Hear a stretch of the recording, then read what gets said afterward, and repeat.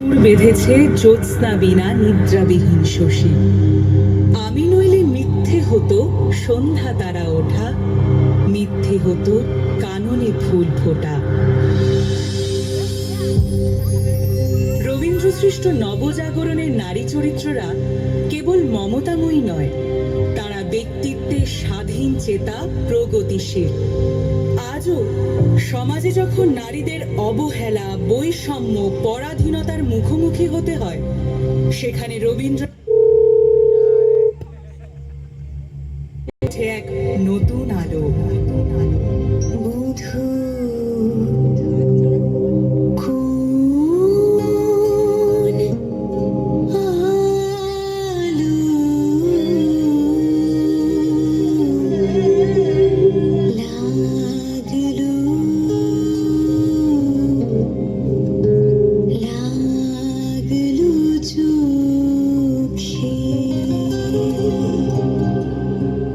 ঠাকুরের বিনোদিনী বিধবা নারী হয়েও নিজের ইচ্ছেকে গুরুত্ব দিয়ে যৌবনের রং, রূপ, গন্ধ আস্বাদন করতে চেয়ে ভেঙেছিল সমাজের বিধিনিষেধ। আবার চতুরঙ্গের দামিনী যেন বিনোদিনীরই সম্প্রসারণ। পুরুষতন্ত্রকে বুড়ো আঙুল দেখিয়ে রবি ঠাকুরের কলমে সে বৈধব্য কাটিয়ে নতুন ভাবে শুরু করেছিল জীবন, নতুন জীবন সঙ্গীর সঙ্গে।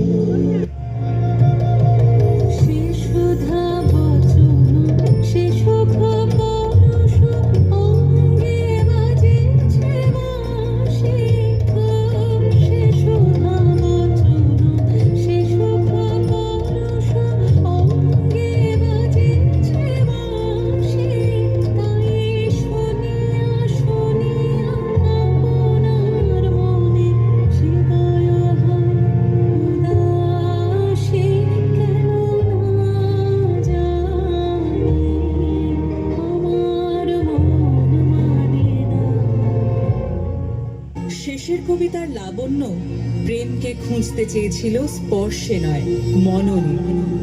জীবনের জটিলতার কারণে ভালোবাসা সত্ত্বেও সে তার প্রেম অমিতকে মুক্তি দিয়েছিল।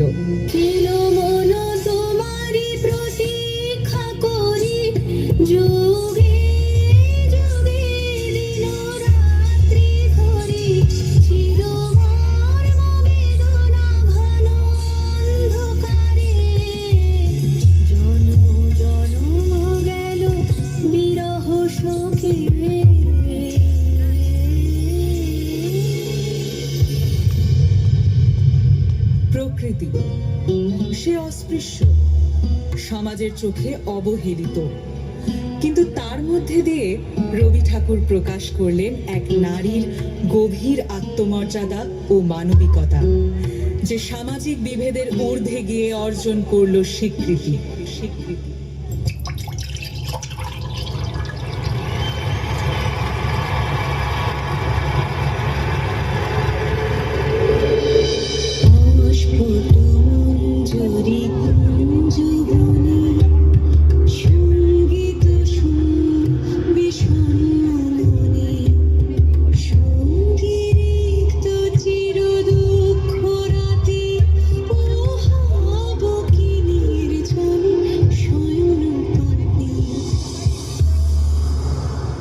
নারী কেবল রূপে আবদ্ধ নয়, বরং তার ব্যক্তিত্ব, সাহস ও শক্তির জন্য পরিচিত। পুরুষের মতো লালিত হলেও চিত্রাঙ্গদাকে তার নিজের নারী পরিচয় ও অধিকারের জন্য লড়াই করিয়েছেন রবি ঠাকুর, যা আজও করে চলেছে অনেক নারী।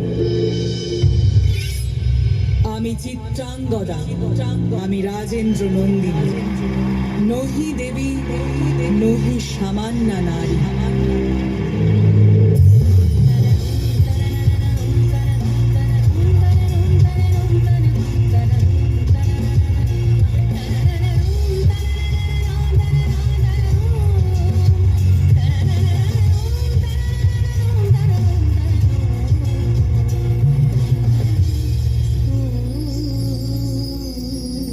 রবি ঠাকুর বুঝিয়েছেন নারী স্বয়ং সিদ্ধা, তারা কারোর ওপর নির্ভরশীল নয়, বরং তাদেরই উপর দাঁড়িয়ে আছে পরিবার, এই সমাজ, এই দেশ, এই গোটা পৃথিবী।